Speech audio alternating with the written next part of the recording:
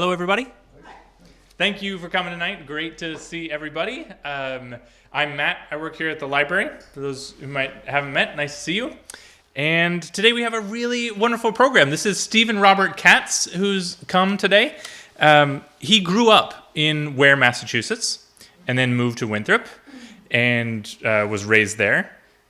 He had an illustrious career with the United Nations, which we're not going to talk about today, because after that he transitioned to researching baseball, and that's what has brought him here today. He wrote this book last year, Ware's Boys of Summer, about these 7 pro Major League Baseball players, all of whom grew up in Ware.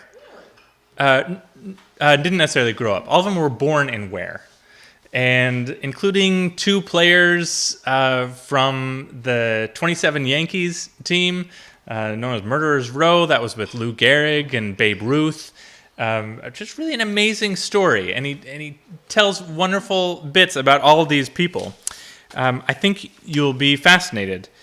Today he's expanding on the talk, so we won't just be talking about Ware. We'll be talking about baseball and its history throughout central and western Massachusetts.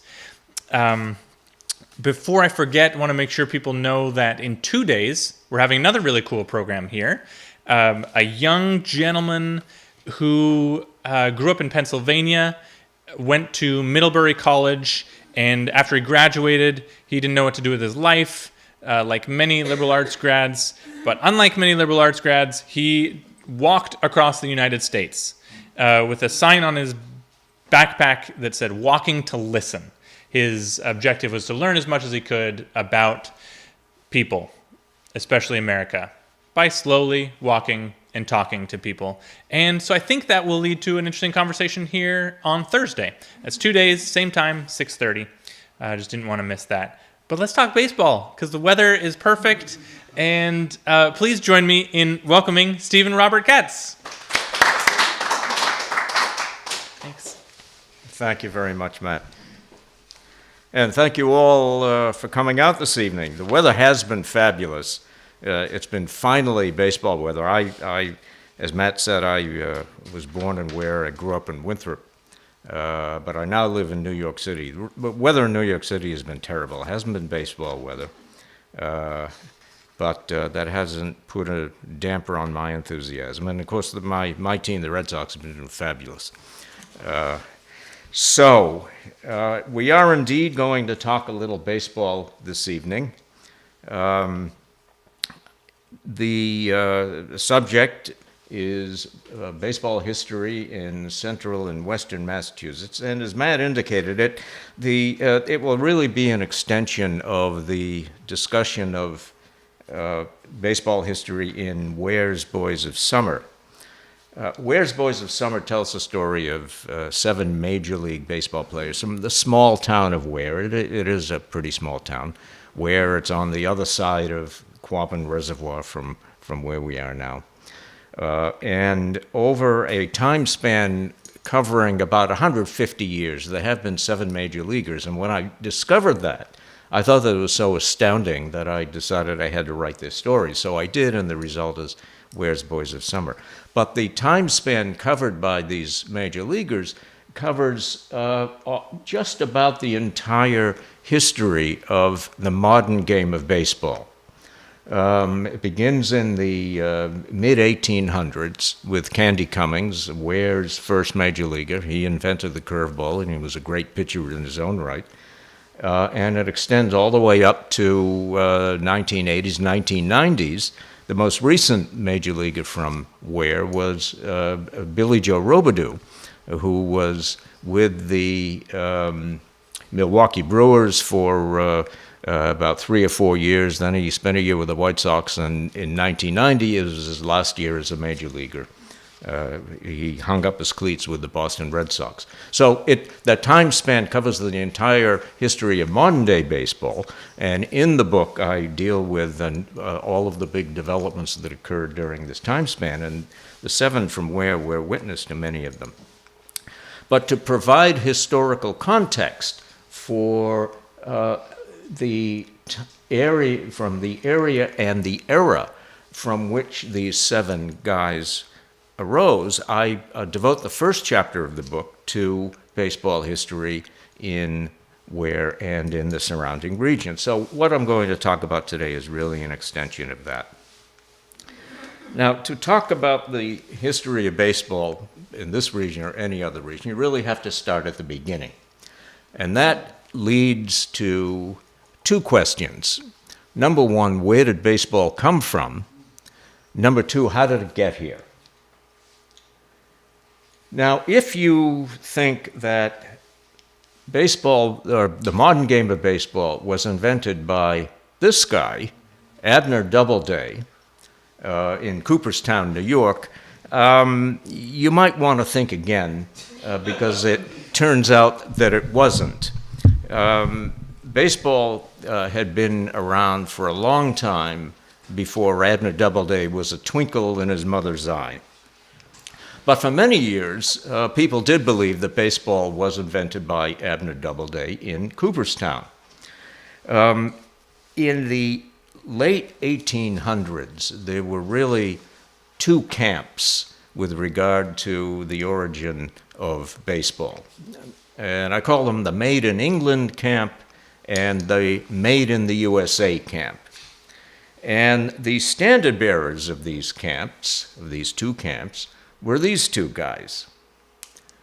On the left, we have Henry Chadwick, and on the right we have Albert Goodwill Spaulding. Henry Chadwick, representing the born in England or Made in England camp. Henry Chadwick himself was born in England. He was an Englishman. He grew up playing old forms of bat and ball games in England in the 19th century. When he was 13 years old, he and his family emigrated to the United States. He settled in Brooklyn. Chadwick was, back in England, Chadwick was very interested in cricket. He was a great cricketer as a young kid. And he maintained his interest in cricket after he arrived in the U.S. Cricket was very popular in the U.S. in the 19th century, and Henry Chadwick got involved in the game in the New York area. But he became fascinated with baseball. He immersed himself in baseball, in the nuances of baseball, in what was going on in the world of baseball. And to the extent that he became one of the most influential people in baseball in the 19th century.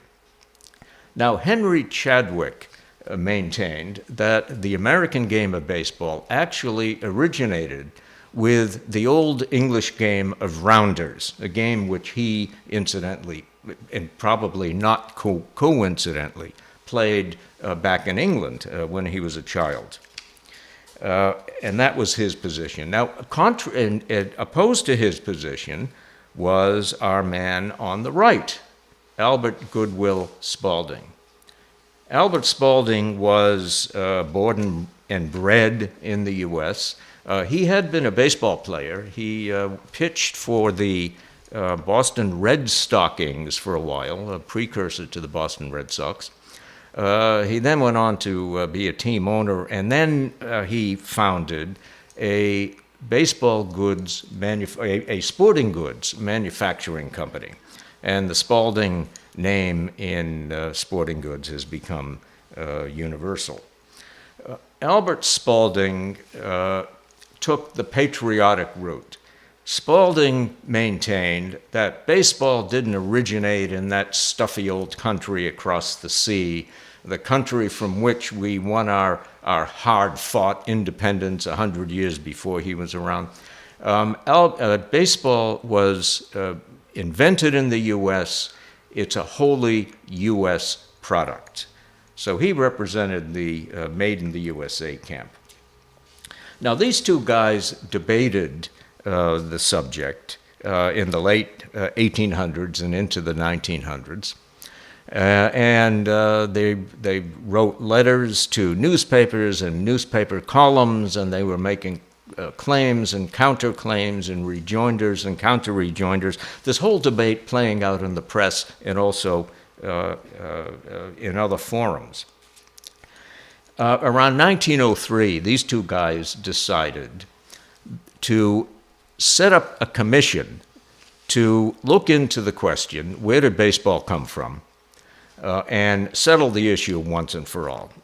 So they set up a commission, and at the head of the commission, they appointed this man, Abraham G. Mills.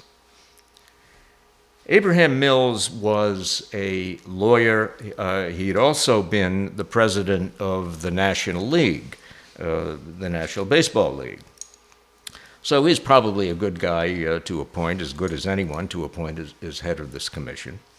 And they began appointing other members of the commission.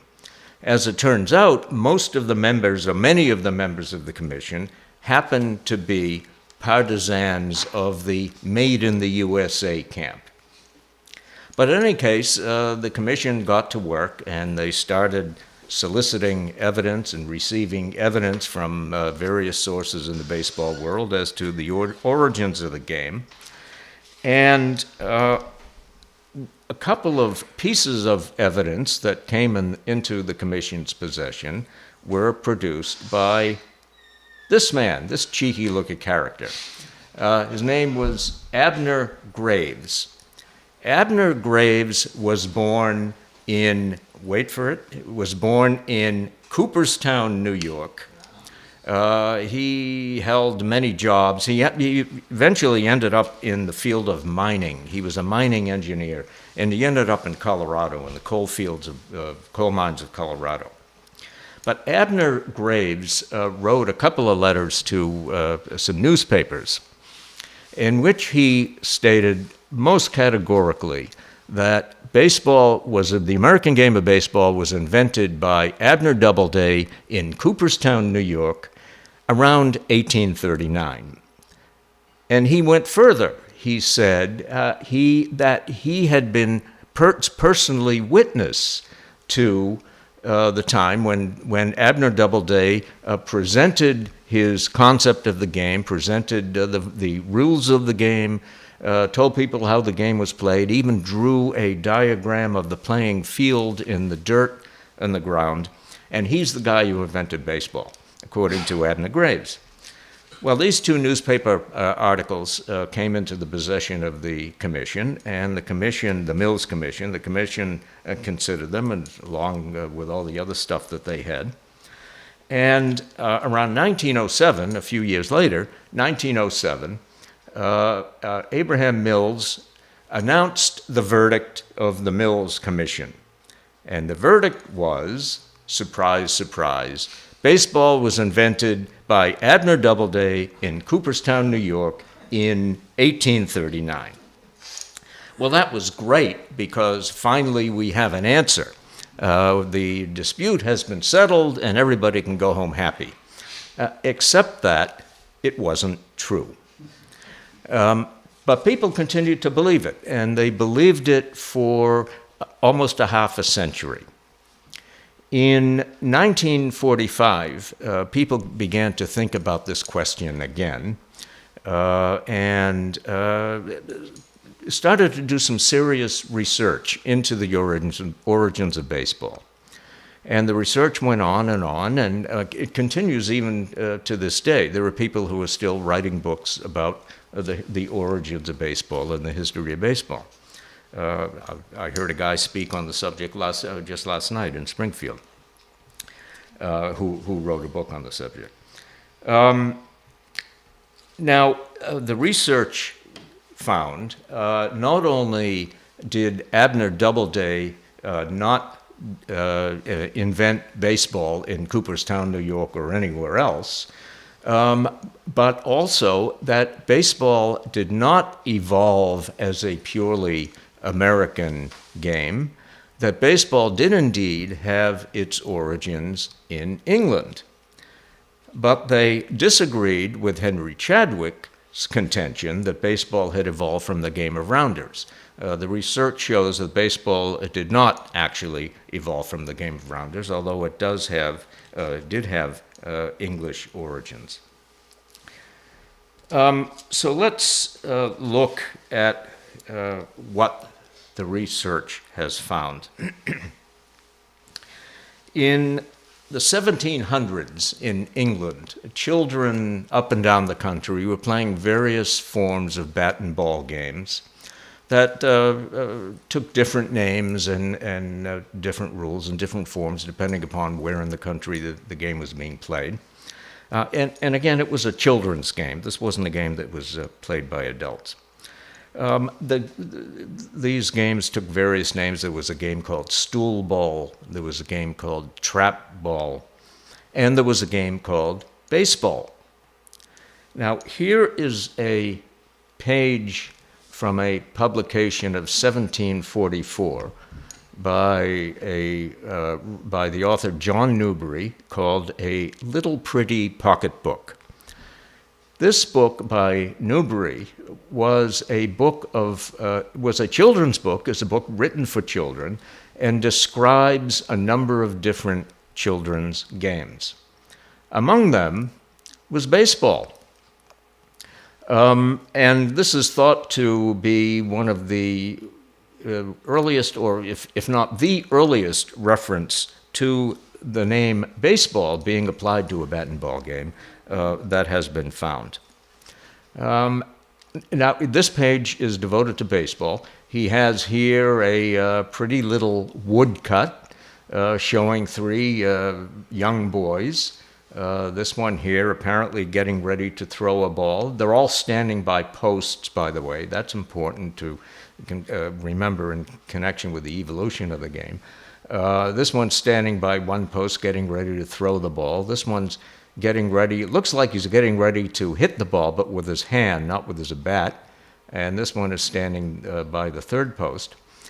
And added to this little woodcut, he's produced a little verse that describes how the game was played.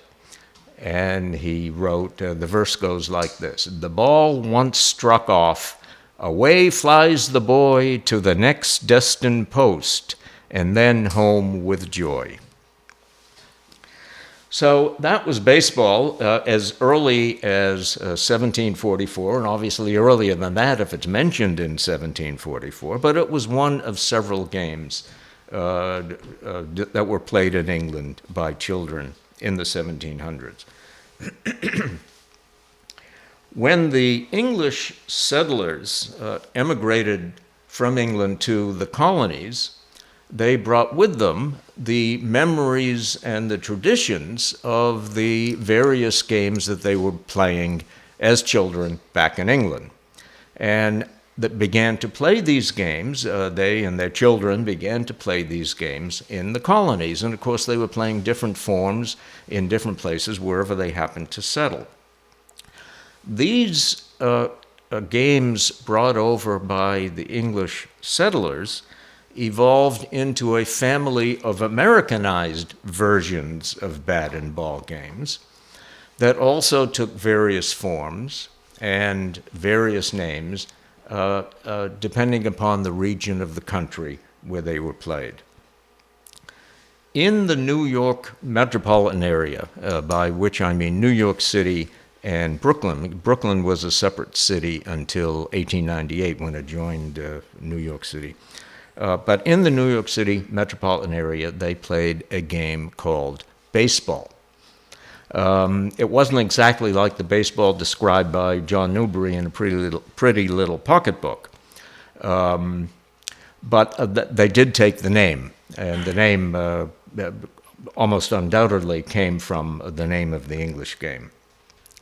In 1845, a baseball club in New York City called the Knickerbockers codified the rules of baseball as they played it and as they knew it.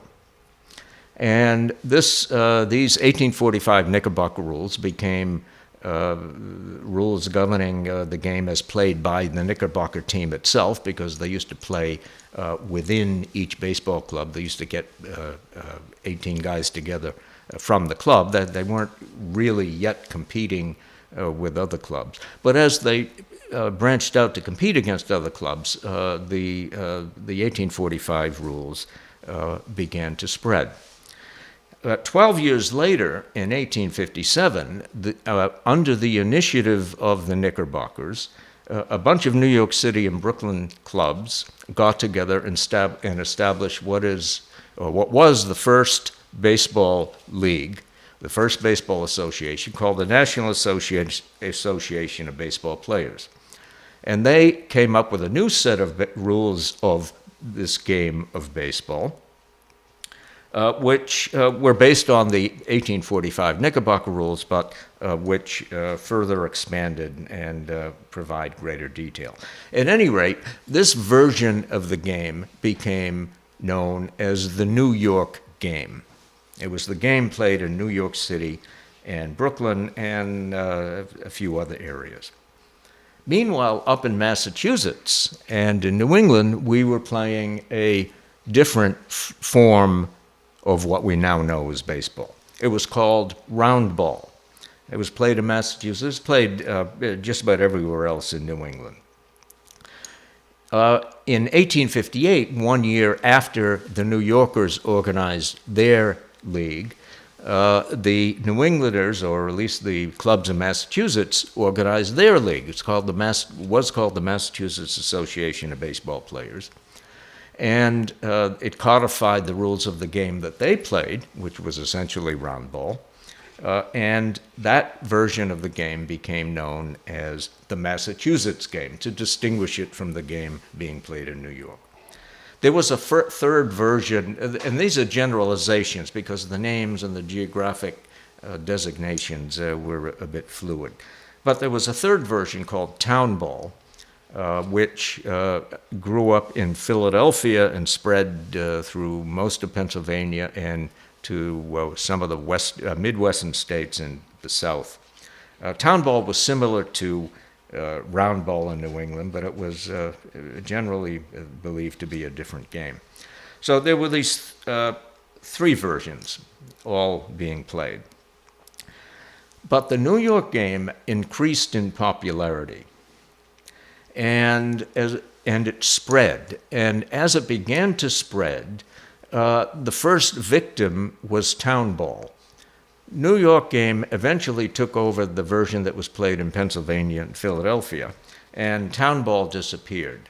That left, for most of the 1850s, 1860s, and later, that left really two versions of baseball being played in this country, the Massachusetts game and the New York game.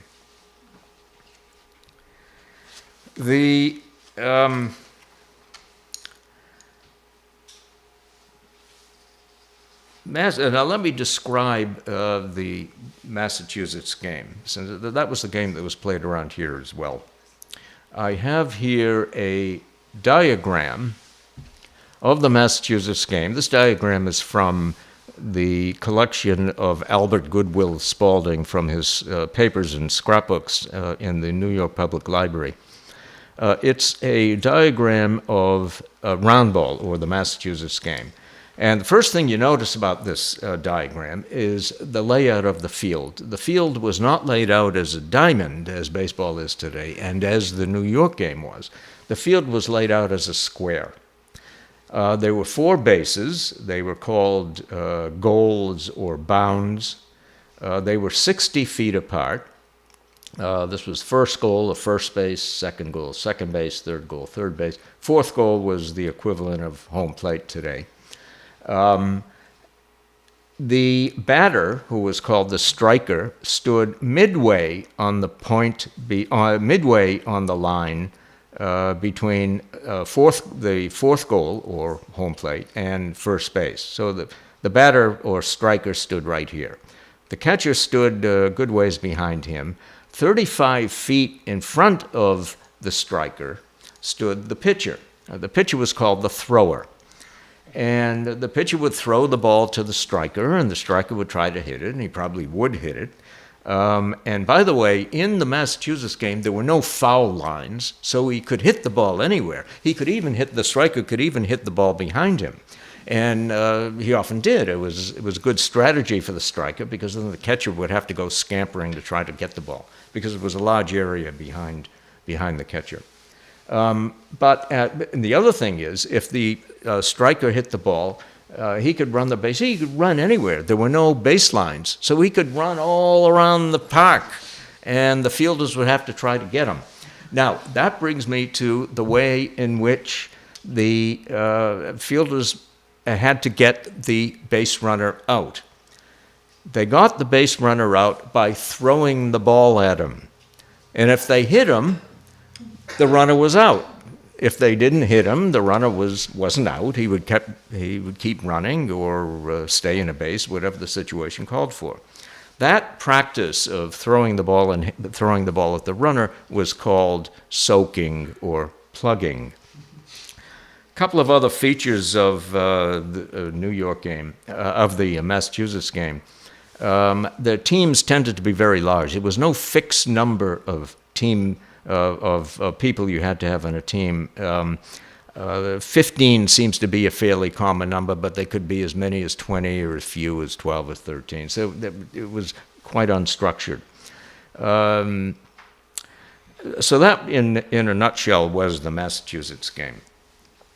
Oh, the other thing about the Massachusetts game is that the game would continue until one team reached 100 tallies or 100 runs. The runs were called tallies in the Massachusetts game. And they didn't have innings. The game would just go on, and who knows how long it would take for a team to reach 100 runs. Maybe with 60 feet between bases, maybe not that long. But in any case, that was the Massachusetts game. The New York game, in contrast, was very different. The New York game was very like the game that we know today. In fact, baseball fans today would very easily recognize the New York game. The big difference between the New York game, at least in its earlier days, and the modern game of baseball was the role of the pitcher. In the New York game, the pitcher's job was to deliver the ball to the batter in such a way that the batter could put the ball into play. So the pitcher played only a supporting role. His ball was really just to serve the batter. And the tension in the New York game was not between pitcher and batter. The tension was between batter and fielder. The pitcher was just there to deliver the ball. And the New York game had very strict rules about how the ball had to be delivered. The ball had to be delivered underhand with a straight arm, a stiff arm, swinging perpendicularly, much like the pitching of horseshoes. And the pitcher was not allowed to twist his wrist or put English on the ball to make the ball do funny things. Although pitchers soon found ways to get around that restriction, they weren't supposed to. And that wasn't part of how a ball should be delivered. In any case, that was the New York game. To all intents and purposes, it was pretty much like the game that we know today. The pitching, the underhanded pitching lasted until 1884, and then finally they went to overhand. The New York game was brought to Massachusetts, was brought to New England in 1857 by a guy named Edward G. Saltzman. By the way, here's a photo of the Massachusetts game. The New York game was brought to New England by Edward G. Saltzman in 1857. Edward G. Saltzman, this man here, he was a New Yorker. He was a watchmaker in New York City. Grew up in New York, grew up playing the New York game. Moved to Boston in 1857, and when he arrived in Boston, he set up a new club called the Tri-Mountains. The Tri-Mountains, set up by Saltzman, decided that they were going to play baseball according to the New York rules. They weren't going to play the Massachusetts game, they were going to play the New York game. But that presented a bit of a problem for the Tri-Mountains because nobody else in the area was playing the New York game. So they had difficulty finding opponents. But they finally found an opponent. A club from Portland, Maine, came down to Boston on September 9th, 1858, to play the Tri-Mountains in a game on Boston Common under the New York rules. And this is, so far as anyone knows, the first game in New England played under the New York rules. Well, and by the way, here's this is Saltzman. He's here called the father of baseball in New England. This guy here, Augustus Margot, or Margot, he was a member of the Tri-Mountains. He's the one who laid out the baseball diamond on Boston Common to accommodate the New York game. Now remember, the playing field under the Massachusetts game was a square, but Margaret laid out the baseball diamond on the Common so that the Tri-Mountains and the Portlands could play on that September 9th, 1858 afternoon. The New York game began to take hold in Massachusetts, and more clubs in the area began to play under the New York rules. They moved away from the Massachusetts game and began to play under the New York rules. And by the 1870s, the New York game had just about completely eliminated the Massachusetts game of baseball. Just about every club in the area was playing under the Massachusetts rules, under the New York rules.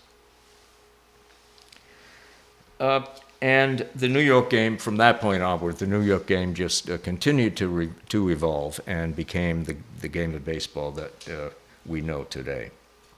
But historians began to wonder, what was it about the New York game? And we held on, here in New England, we held on so tenaciously to our own version of baseball, to round ball, or to the Massachusetts game. What about the New York game made it so popular up here in New England? And there have been several theories. One has to do with this practice in the Massachusetts game of soaking or plugging, throwing the ball at the batter to get him out. And the related issue of the difference between the baseball used in the Massachusetts game and the baseball used in the New York game. The baseball in the Massachusetts game was softer and smaller than the baseball used in the New York game, as would have to be if you're going to throw the ball you have adults throwing balls at base runners.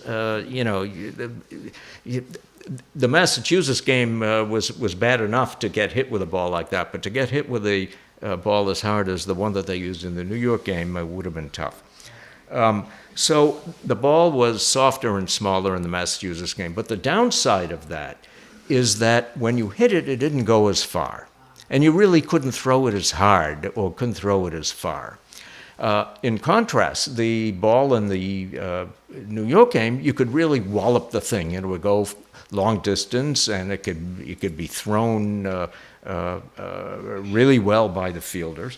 And in general, it was thought to be a probably found by fans, the New York version, found by fans to be a more exciting brand of baseball than the Massachusetts game was. I have another theory. I'm not discounting that. It certainly sounds plausible. I have another theory, and it has to do with the really unstructured nature of the Massachusetts game. No foul lines, base runners running anywhere, hitting the ball anywhere. No set members of teams, playing on until you reach 100 runs. I mean, it was really a sort of unstructured, amorphous kind of game. But baseball was growing up. Baseball was maturing, and people playing baseball were growing up. I mean, baseball was growing from something played by children to something played by young adults to something played by adults, and these more mature players required a game with greater structure, and that, according to the theory I'm suggesting, that is also a reason why they gravitated toward the New York game and abandoned the Massachusetts game. But all of these are theories, and we'll never know. At any rate, I have to summarize things so far. I've prepared here a little very rough family tree of the modern game of baseball. And it starts here with the old English games, trap ball, stool ball. There was a game called cat, and of course baseball, as we saw. These are the games brought over by the English settlers to the colonies that evolved into the three major members of the baseball family: town ball in Philadelphia and Pennsylvania, baseball in New York area, round ball in Massachusetts and New England, town ball disappearing, leaving the New York game and the Massachusetts game eventually disappearing, and the New York game progressing on to the modern game of baseball.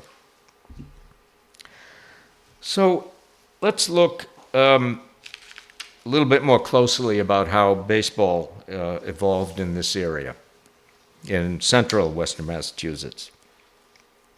This area has been a hotbed of baseball for a long, long time.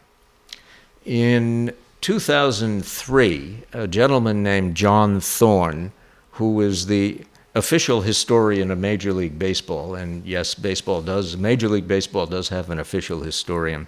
This is a very serious discipline, by the way, baseball history. I mean, guys do some very serious academic research into this subject. It's great. It's one of the things I like about it. Anyway, John Thorne, the official historian of Major League Baseball, made a startling discovery, and here it is. It's a bylaw from the town of Pittsfield from 1791. Pittsfield was still a town then. And the bylaw here it is. This is the bylaw passed by the town meeting in Pittsfield. The bylaw prohibited the playing of various ball games within 80 yards of the newly built town meeting house. They wanted to protect the meeting house from being damaged by balls being thrown or hit at it. But what's interesting it's interesting in and of itself, but here's what the bylaw said.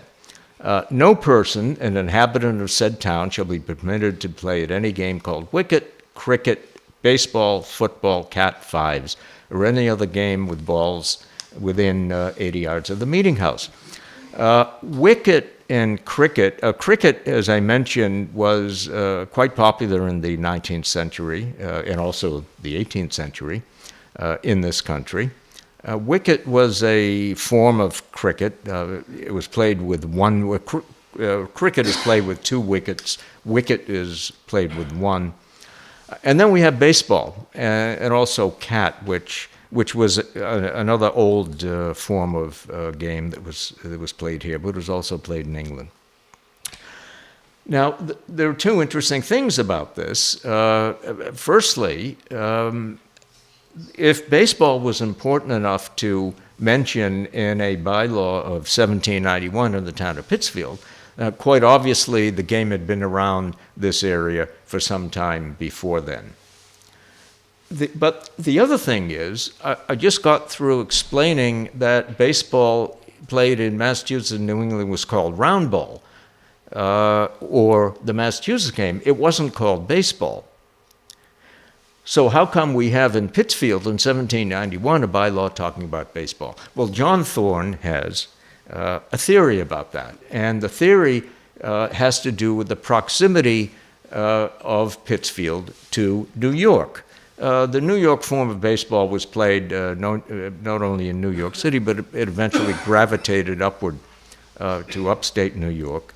And Pittsfield apparently took either the form of the game. We don't know what game it was that was referred to as baseball. We don't know what form the game took. All we know is the use of the word. So Pittsfield, due to its proximity to New York, took either the name of the game or the game itself with the name from what was being played across the state line in New York. And of course, these games don't conform strictly to state boundaries. I mean, it's really populations that are bringing knowledge of the game and popularity of the game back and forth. At any rate, it's because of this bylaw, the discovery of this bylaw, that the city of Pittsfield and Berkshire County have taken to promoting themselves as baseball's Garden of Eden. In fact, John Thorne wrote a book with that title, Baseball's Garden of Eden, and it tells the history of baseball and including the story of the 1791 bylaw. So that's the late 1700s, early or mid to late 1700s. Into the 1800s, the Industrial Revolution has come to New England. Factories and mills were being set up in many of the towns in the area. And as these factories and mills were growing, they attracted more and more people from the area and also from abroad to work in them. And these people, these mill workers and factory workers, were very attracted to baseball. And baseball was a big thing for these people. These guys were, these people, it was men and women as well, although the women weren't playing baseball. But it was working in the mills and working in the factories was very tough, as you can imagine. It was difficult work. It was long hours. It was really, really tough work. And baseball provided some relief. It provided some healthy exercise. It provided enjoyment. It was fun. So baseball took hold really among this population, the working population and the factory workers and the blue-collar workers, what would now be called blue-collar workers in these towns and villages, and eventually spread to other segments of these communities, so that by the mid-1800s, you had baseball teams springing up in just about every social and economic sector of these towns and villages. To give you an example, to use Ware as an example, Ware at any time in the 1800s, Ware had dozens of teams playing baseball. The churches had teams, the social clubs had teams, the store clerks had teams, the mill workers had teams, the mill supervisors had their own teams. So all of these teams were springing up. Even in Ware, even the Temperance Society had a team. It was called the Youth Total Abstinence League, a name that I found to be somewhat wishful thinking. But in any case, all of these teams were springing up, and they were playing. And eventually, and by the way, the first reference to these teams that I found in Franklin County is this. This is a report from the Springfield Republican of June 19th, 1866. It's a report of a game between a baseball club in Whately, the Miracle Club, against the Macomta Club of Deerfield in June of 1866. Deerfield, for the record, defeated Whately by a score of 38-10. This game must have been played. Now, it was 1866. Many of the teams in the area had moved over to the New York game. This was probably played under the New York game. You notice each side had 9 players, very typical of the New York game, not typical of the Massachusetts game. They played 9 innings, again, typical of the New York game, not the Massachusetts game. So this is probably the New York game that was played by these two clubs in June of 1866. But as baseball became more and more popular in these towns and villages, it became a matter of town pride.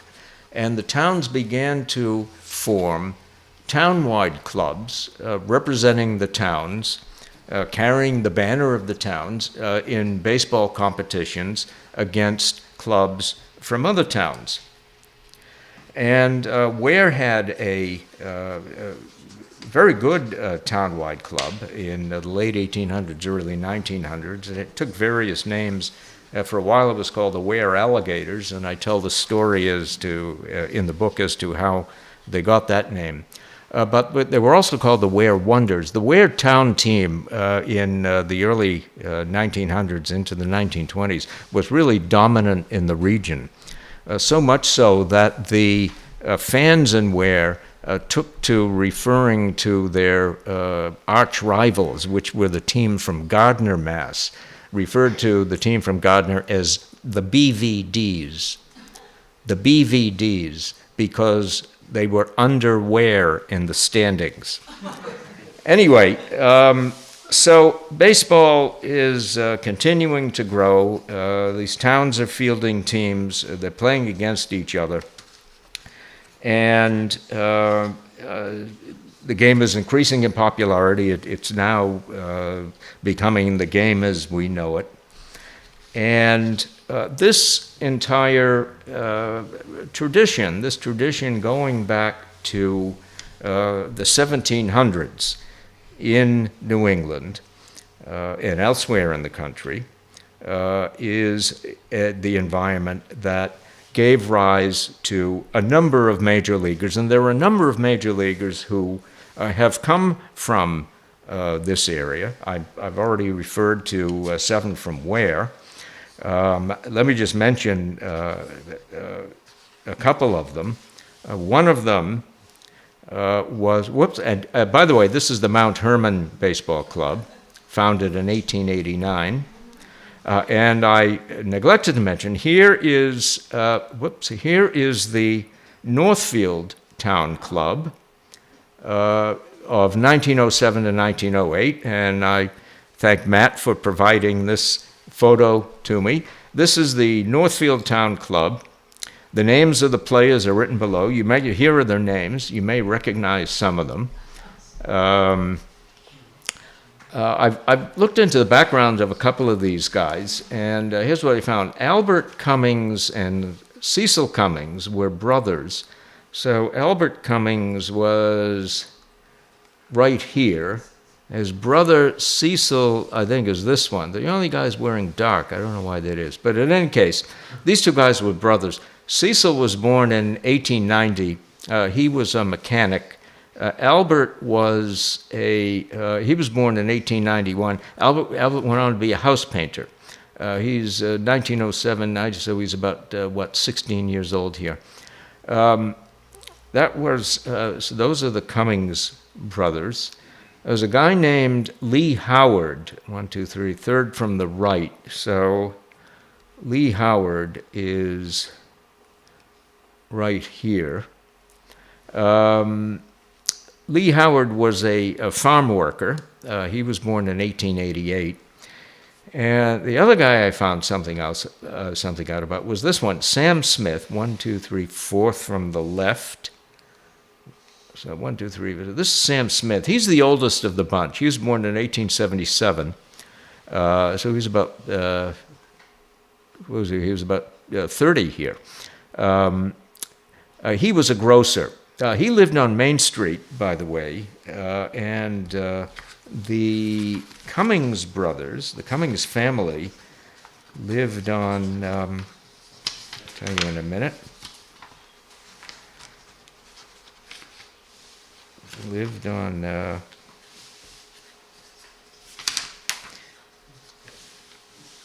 he lived on, they lived on Warwick Avenue in Northfield. All of these guys are born in Northfield. Lee Howard lived on Moody Street. So that's the Northfield town team, and this is this entire history going back to the 1700s is the environment that gave rise to a number of major leaguers from this area. Here we have Candy Cummings from Ware, born in Ware in 1848. He moved to Brooklyn when he was about 2 years old. His family moved to Brooklyn. Brooklyn in the mid-1800s and into the 1860s, Brooklyn was really a powerhouse of baseball. Some of the best, they had some great teams in Brooklyn.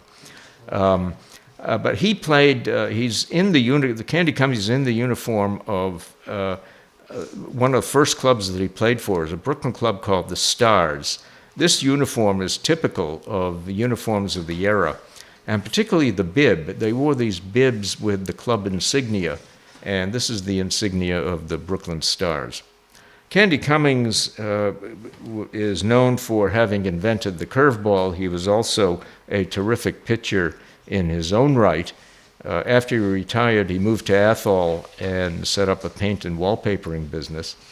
He was inducted into the Hall of Fame in 1939, which is the year that the Hall of Fame opened. So he was among the first players inducted into the Baseball Hall of Fame. There are a couple of other guys, there are three other players from Ware, had the distinction of playing on World Series champion teams. And two of them played on the same championship team. Matt already mentioned. Two guys played for the 1927 New York Yankees. Murderers Row. They were teammates of Babe Ruth and Lou Gehrig, Tony Lazzeri, and all the other legends up and down the lineup that made the 27 Yankees arguably one of the best teams in baseball. One of the best teams ever in baseball. But we'll see what happens to the 2018 Red Sox. Let's hope good things happen to them. But in any case, they played for the New York Yankees. They were on the roster when the Yankees played the World Series in '27 and defeated the Pittsburgh Pirates. And the other player from Ware who was on a World Series team was a guy named Pat Shea, who played for the New York Giants in 1921 and played when the Giants defeated the New York Yankees by 5-3. And by the way, 1921 was the last year of the best of 8 World Series format. It's now the best of 7. Northfield also had a major leaguer, and here he is. His name was Connie Murphy, and his nickname was Stoneface. I don't know, looking at this photo on the right, maybe you can get some idea as to how he acquired that nickname. But in any case, here he is, Connie Murphy. He was born in Northfield in 1870. He went on, he had a long career in the minors, but his career in the major leagues was in 1893 and 1894 with the Cincinnati Reds. And here is his record with the Reds. 1893, he didn't play very much. He had 18 plate appearances. He was not the greatest of hitters. His batting average is 176, on base 458. But he was a very good fielder. He was a catcher. And he was highly valued as a fielder, and that's reflected in his very respectable .917 fielding percentage. He was back with the Reds in 1894. Again, he played in even fewer games that year, but that's because early in the season, the Reds sent him down to their minor league affiliate in Indianapolis, the Indianapolis Hoosiers. Connie was one of 2 guys that the Reds sent down to the Hoosiers because they wanted to strengthen, they wanted to beef up their minor league club. So they sent Connie Murphy down. Murphy never made it back to the majors, but he did have a long minor league career, as I mentioned. Many of his years, he had a, whoops, where are we? There we are. He had his best year in the minors was with Atlanta in 1893. It was before he was called up to the Reds. We had a .313 batting average. But he bounced around the majors for a number of years. His final years were in the Massachusetts area. He was in New Bedford and Lawrence. He also played for the Haverhill Club. He died in 1945 in December, and he's buried in New Bedford, which is where he settled after he retired from baseball. Now, finally, I want to pay homage to some other major leaguers from Franklin County. And Greenfield had a good number of them. Greenfield had 3 major leaguers, the most recent being Peter Bergeron, whom some of you may be familiar with. He was from Greenfield, went to Greenfield High School, drafted by the Los Angeles Dodgers in 1996 and played with the Expos until 2004. 2004 was the last year the Expos were in Montreal. They then moved to Washington and became the Nationals. Also from Greenfield were Dave Wisman, an outfielder with the Pirates in 1964, and then Steve Partenheimer, several years before then, a third baseman for the Detroit Tigers in 1913. Excuse me, but didn't From Brad Baker make it to the major leagues for a short period of time? I'm sorry? A kid named Brad Baker from Pioneer. I think he might have made it to the majors for just a drink of coffee. Don't know. Where is he from? Yeah, Northfield. Oh, really? Yeah. Don't know. Very possibly. I might have missed him. From the town of Orange, we have a guy named Whitey Witt. He was pretty versatile, outfielder, shortstop, second baseman. He had a pretty long major league career. He started with the Philadelphia Athletics, where he played under Connie Mack from East Brookfield. Then he, in Philadelphia, by the way, he was, they thought very highly of him. They ended up naming a street after him, apparently, in Philadelphia. Then he moved to the Yankees, where he reportedly was one of Babe Ruth's best friends. And he had the distinction of being the first Yankee batter to come to bat at the opening of the new Yankee Stadium in 1923. That's Whitey Witt from the town of Orange. Finally, from Shelburne Falls, we have Jim Andrews, an outfielder with the 1890 Chicago Colts, which was a National League club. So there we have it, a brief survey of history of baseball in this area, and some of the players who made it big, who made it to the bigs. And there remains only for me to thank you very much for listening and coming out. My website, I have a website, StephenRKatz.com. If you're interested, don't forget the R, otherwise you won't get to the website. If you have any questions, this is my email address. And I have some books back here. Anyone interested in purchasing a book, they're for sale back there. I'm happy to personalize them. So thank you.